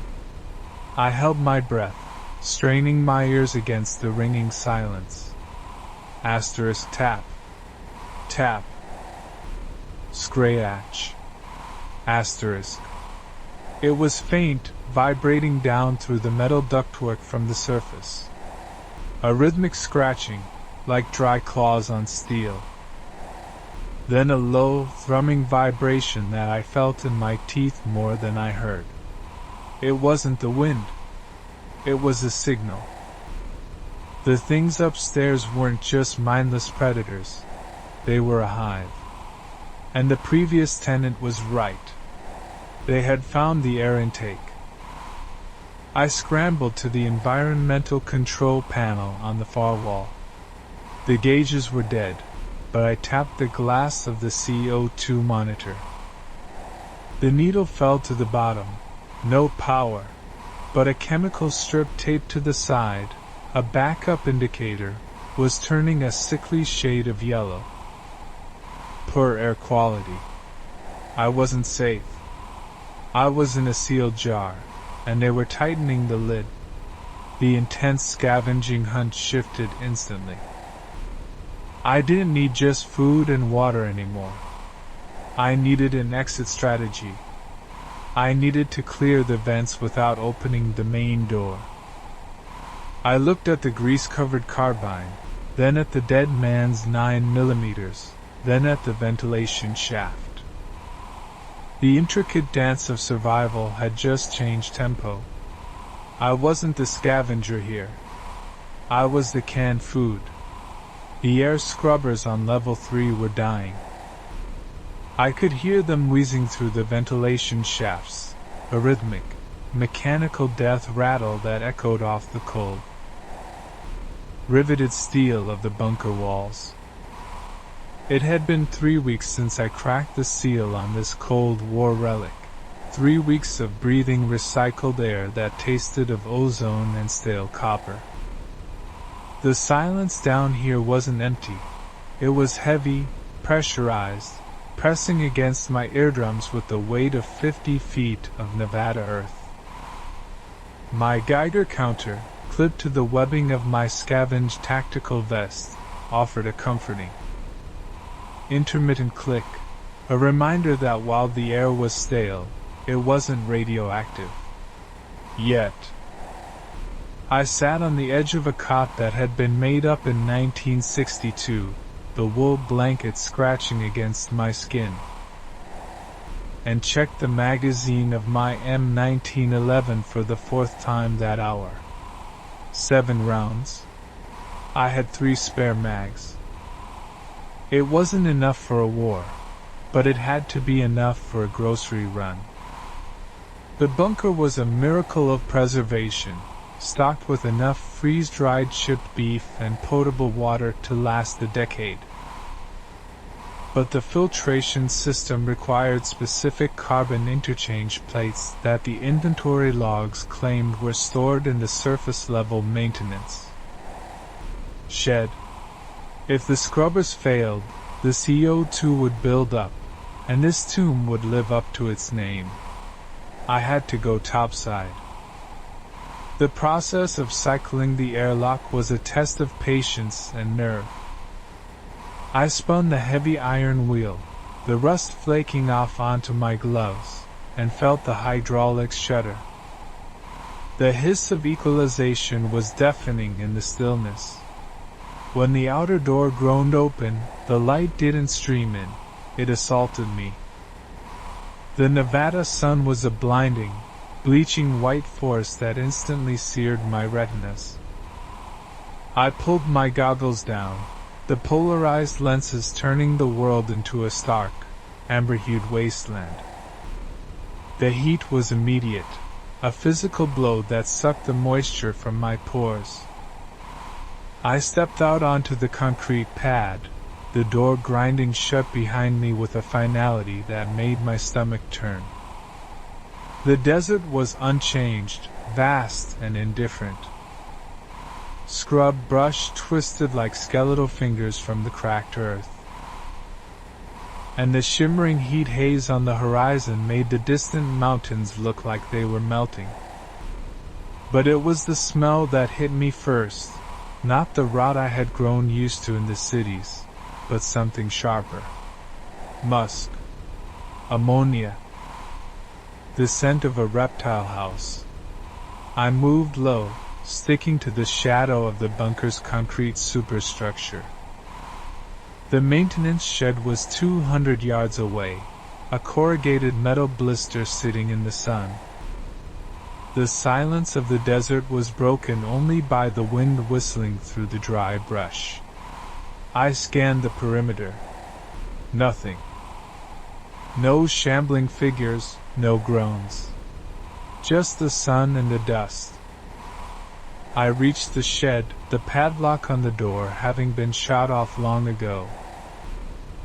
Likely by the military personnel who had fled, or died, during the initial outbreak. I kicked the door open, weapon raised, slicing the pie. Clear. The interior was an oven, smelling of baked dust and engine grease.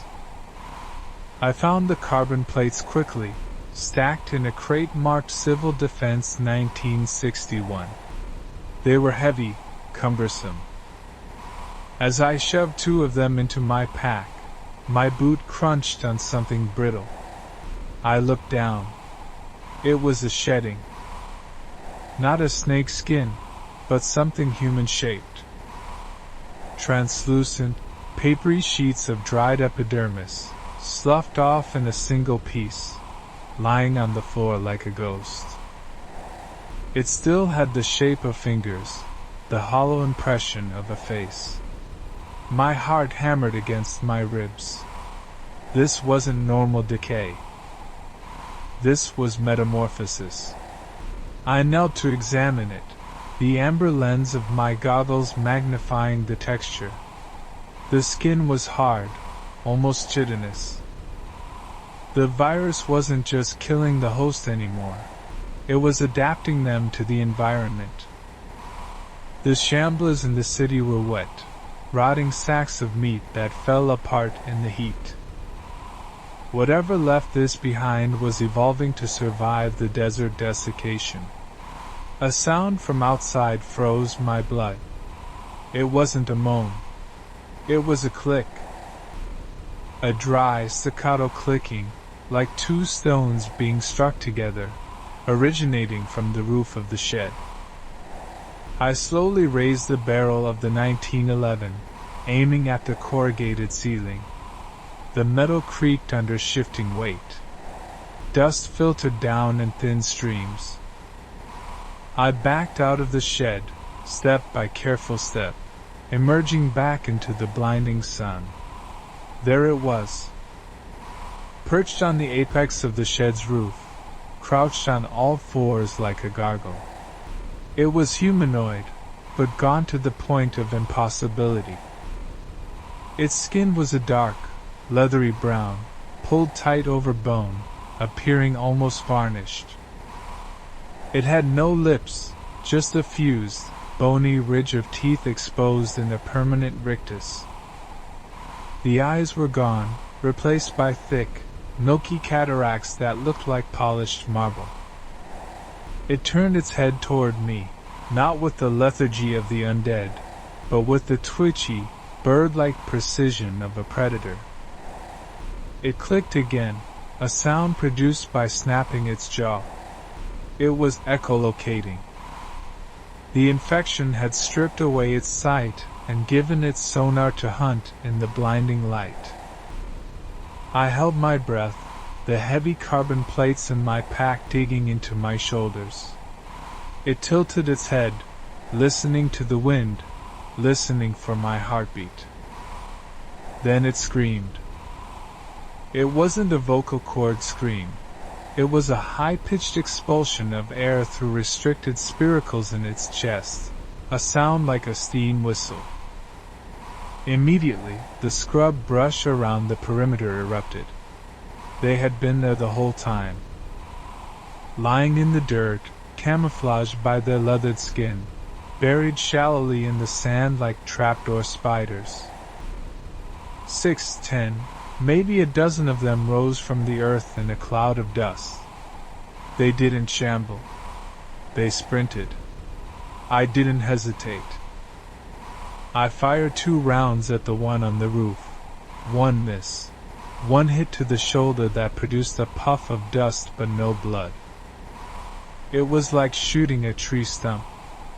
I turned and ran. The heat was suffocating, my lungs burning as I sprinted for the bunker entrance. Behind me, the clicking intensified, a chorus of dry rattles closing in. I could hear their feet slapping against the hardpan, a fast, rhythmic cadence that was terrifyingly coordinated. They weren't mindless anymore. They were a pack. I reached the concrete pad, spinning around to fire blindly into the mass. The 1911 kicked in my hand. I saw one of the creatures take a round to the knee and tumble, but it didn't stop. It began dragging itself forward with terrifying speed using only its arms, its broken leg trailing behind it like a dead branch. I slammed my back against the bunker door, fumbling for the wheel. The hydraulics whined, agonizingly slow. A hand, if you could call it that, a claw of fused bone and dried meat, slammed into the gap as the door began to swing. I looked into the face of the thing.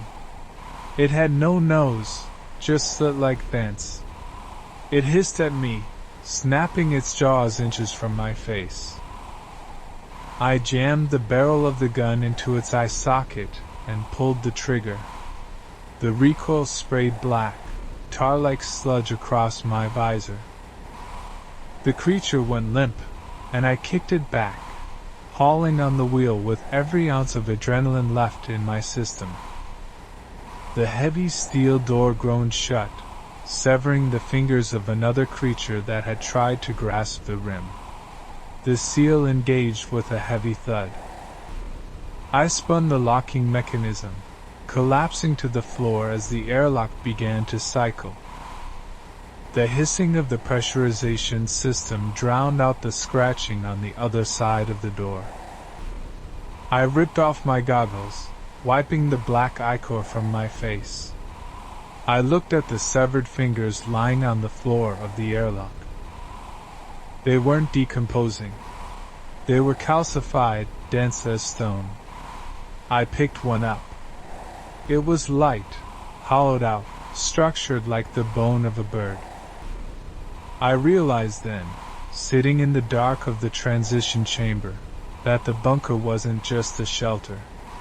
It was a cage. Outside, the world belonged to them now. They were faster, stronger, and they were changing to fit the hellscape we had created. I looked at the carbon plates that would buy me another month of air.